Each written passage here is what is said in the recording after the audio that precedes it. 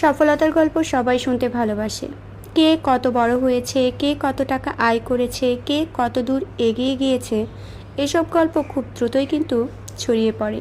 কিন্তু একটা মেয়ে প্রতিদিনের সংগ্রামের গল্প কি কেউ শুনতে চায়? একটা মেয়ে ভোরে ঘুম থেকে উঠে সবার আগে কিন্তু পরিবারের কথাই ভাবে।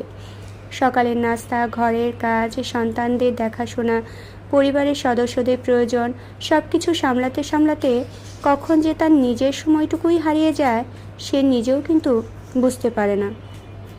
দিনের পর দিন, মাসের পর মাস, বছরের পর বছর সে সংসারের জন্য নিজের অনেক স্বপ্নকেই পিছিয়ে দেয়। অনেক ইচ্ছা থাকে, অনেক শখ থাকে, কিন্তু পরিবারের হাসি মুখ দেখার জন্য সেগুলো চুপচাপ মনের ভেতরেই রেখে দেয়। মজার ব্যাপার হলো সংসারে কাজের কোনো ছুটি নেই। অসুস্থ হলেও কাজ করতে হয়, মন খারাপ থাকলেও কাজ করতে হয়, ক্লান্ত হলেও কাজ করতে হয়। তবু দিন শেষে খুব কম মানুষই বলে তুমি অনেক কষ্ট করেছো। আমরা যখন কোনো সফল মানুষের গল্প শুনি তখন তার অর্জনের প্রশংসা করি, কিন্তু একটি মেয়ের প্রতিদিনের ত্যাগ, ধৈর্য আর দায়িত্ববোধ এক ধরনের সফলতা। কারণ একটা সুন্দর পরিবার গড়ে তোলা, সবাইকে আগলে রাখা, সুখ দুঃখের সময় পাশে থাকা, এটাও কম বড় অর্জন নয়। অনেক সময় তার কাজকে দায়িত্ব বলে ধরে নেওয়া হয়, কিন্তু দায়িত্ব পালন করতে গিয়ে যে কতটা ত্যাগ স্বীকার করতে হয় সেটা সবাই কিন্তু বুঝতে পারে না। তাই আজ আমি বলতে চাই, প্রতিটি মেয়ের গল্প শোনার মতো, প্রতিটি মেয়ের সংগ্রাম সম্মান পাওয়ার মতো। কারণ সংসার শুধু চারটি দেয়াল নয়, সংসারকে বাঁচিয়ে রাখার পেছনে একজন মেয়ের অগণিত পরিশ্রম, ভালোবাসা আর ত্যাগ জড়িয়ে থাকে।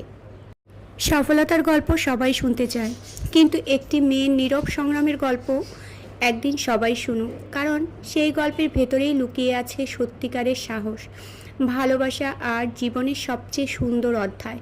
যদি আপনিও মনে করেন একজন মেয়ের পরিশ্রম ও ত্যাগের মূল্য দেওয়া উচিত, তাহলে আপনার মতামত কমেন্টে জানাতে ভুলবেন না।